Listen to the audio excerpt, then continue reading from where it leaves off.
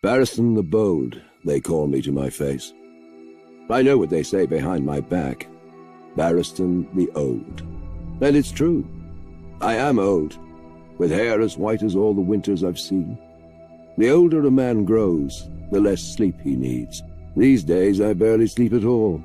When darkness falls over this strange city, I find myself visited by the faces of the kings I have served, the faces of those I swore to protect, the faces of those I failed.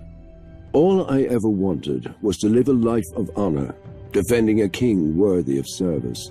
During the War of the Ninepenny Kings, I sought out Malus the Monstrous, last of the Blackfire pretenders who had started this whole war. Malus believed that his Targaryen blood gave him a claim to the Iron Throne. I made sure his blood claimed nothing more than the dirt around his corpse. To show his gratitude, the king elevated me to his king's guard. It was the proudest moment of my life.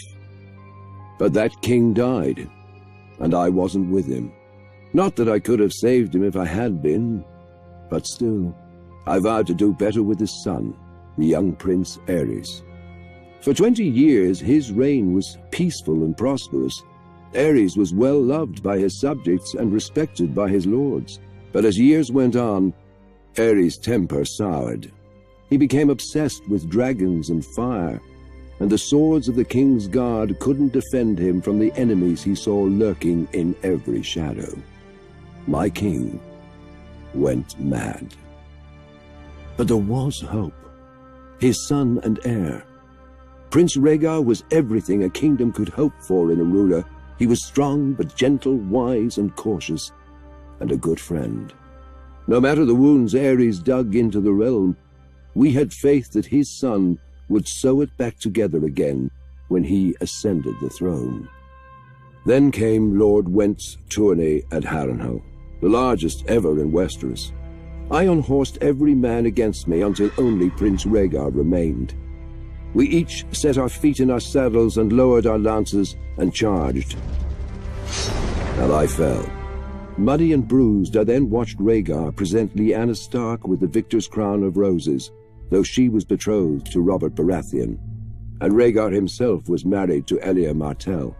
We all know what happened after. If I'd been a bit quicker with my lance, if I'd chosen a faster horse, perhaps I could have spared the kingdom from the destruction that came after. Or if I'd thought to warn Brandon Stark against his rashness. He came to King's Landing himself, demanding Rhaegar return his sister. Poor fool. If he'd only known the depth of Aerys' madness, he wouldn't have dared provoke him. Aerys ordered Brandon imprisoned, and I could do nothing but obey.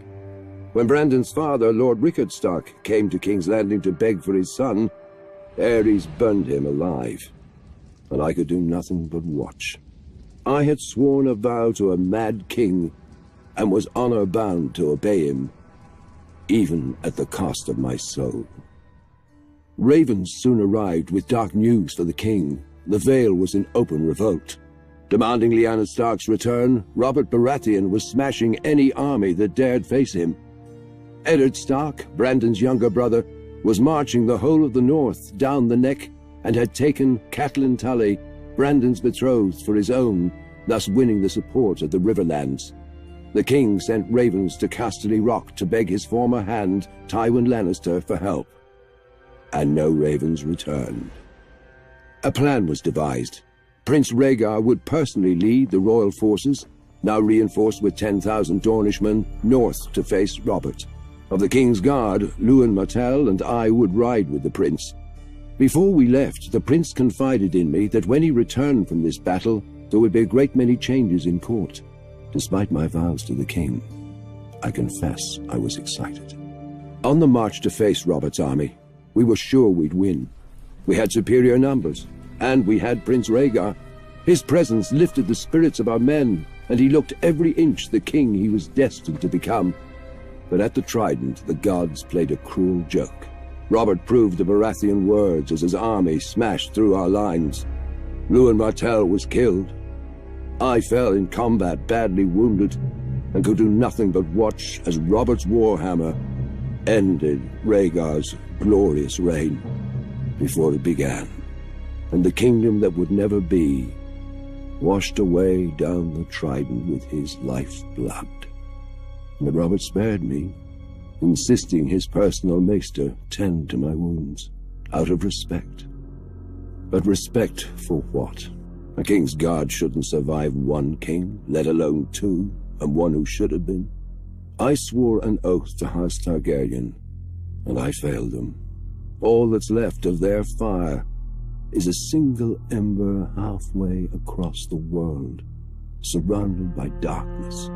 If the gods were good, I would still be young in the fullness of strength. But whatever the cost, I will not let this ember go out. This time, I will not fail.